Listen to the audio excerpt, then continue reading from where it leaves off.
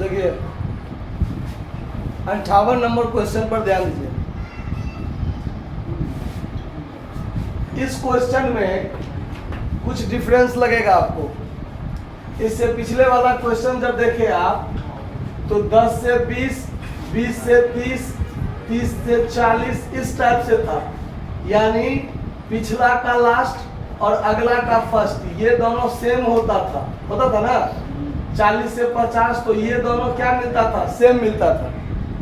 इसमें देखिए 11 से 15 है, तो फिर यहाँ 15 से नहीं रह के 16 से 20 है, यहाँ 20 से नहीं रह के 21 से 25 है, एक बढ़ा हुआ है इसमें। इसका जो लिमिट है वो L2 इसके अगले का L1 के बराबर नहीं है, किसी में भी बराबर नहीं है, एक क्या है, बढ़ा हुआ है ना।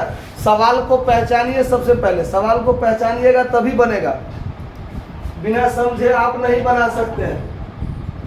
तो ये जो एक बढ़ा हुआ है हर एक में, ये आपका समावेशी विधि है, ये आपका समावेशी विधि है।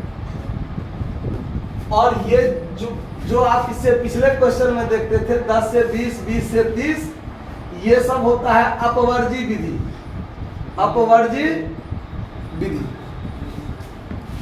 ठीक है, उसका आपको ध्यान नहीं आ रहा है इसीलिए, ठीक है, नहीं तो हम बता देते हैं।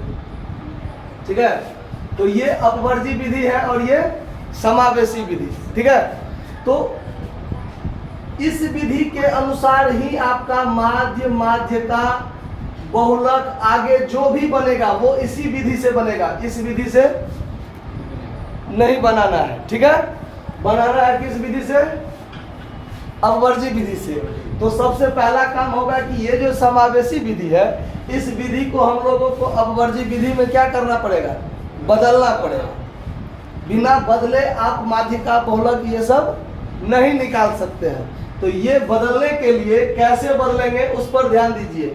समावेशी विधि को अपवर्जी विधि में कैसे बदला जाएगा, ध्यान दीजिए। ये जो 11 और 15 है, और फिर यहाँ 15 के बदले में 16 से 20 किया हुआ है, तो ये और इस दोनों में कितना का अंतर है, एक का अंतर है। एक को आप आधा कर दीजिए, एक को क्या कर दीजिए, कितना होगा, 0.5। तो हर एक L1 में से 0.5 को घटाना है और हर एक L2 में 0.5 को जोड़ना है। हर एक में ये काम करना है, हर एक L1 में से 0.5 घटाना है और हर एक L2 में 0.5 जोड़ना है। तो 11 में से 0.5 घटाएंगे तो 10.5 और 15 में जोड़ेंगे 15.5। फिर इसमें 0.5 घटाएंगे 15.5, इसमें जोड़ेंगे 20.5। फिर ऐसे ही इसमें से घटाएंगे 20.5, जोड़ेंगे 25.5, 25.5 से 30.5, 30.5 से 35.5,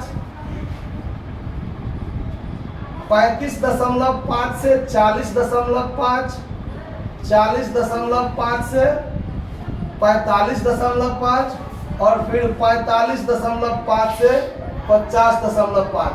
बारंबारता यही रहेगा, 7, 10, 13, 26, 35, 22, 11, 5।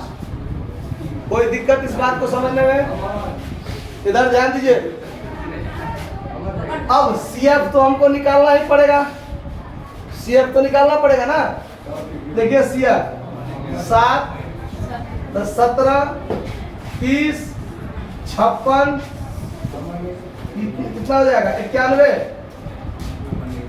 100, ये 3 और 9 2 11, ये 124 और ये 129। ठीक है, अब देखिए अगला काम क्या होगा, M निकालना है। तो इसके लिए हमारा पहला काम क्या बनता है, स्मॉल m निकालना। तो स्मॉल m बराबर n/2 पर तो 129/2 करेंगे तो ये कितना हो जाएगा, 64.5 पर। फिर लिखेंगे चूंकि 64.5 पांचवा पद CF के किसमें शामिल होगा? 64.5वां पद CF के किसमें शामिल होगा? 91 में। 64.5 खुद अपने तो है नहीं, तो उससे बड़ा वाला 91 में शामिल होगा। इसीलिए M क्लास बराबर 30.5 से 35.5। अब देखिए L1 चाहिए तो L1 क्या हो गया? 30.5। I दोनों के बीच का कितना का अंतर है? 5। F इसका अपना F कितना है? 35। स्मॉल m कितना है? 64.5। और C तो जिस CF में शामिल था उससे पहले वाला C होता है, तो ये है आपका 56। अब आइए m बराबर सूत्र लगाइए L1 प्लस I बट्टा F into m minus C। L1 कितना हो जाएगा? 30.5। I 5 बट्टा F है आपका 35। M है 64.5 माइनस C है 56। समझने में कोई दिक्कत नहीं हो रहा है? देखिए 30.5 प्लस अगर हम इसको काट दें तो बट्टा में 7 हो जाएगा कि नहीं हो जाएगा? तो इसको पहले घटा लीजिए। अभी एक बार लिखिए लेते हैं। 5 गुने ये हो जाएगा आपका 8.5 बट्टा में 35। तब 5 सत्ते ये कट जाएगा, तो 30.5 प्लस अगर भाग दीजिए कोई बात नहीं, 8.5 बट्टा 7। 30.5 प्लस 8.5 में 7 से भाग दीजिए। 8.5 भागा 7 1.21 जोड़ दीजिएगा तो 31.71। ये आपका आंसर हो गया है। इतना आंसर देखिए तो ये आंसर नहीं मिला? आंसर मिल गया आपका। ये सवाल बनकर तैयार हो गया। किसी को कोई दिक्कत? धन्यवाद, नोट कर लीजिए।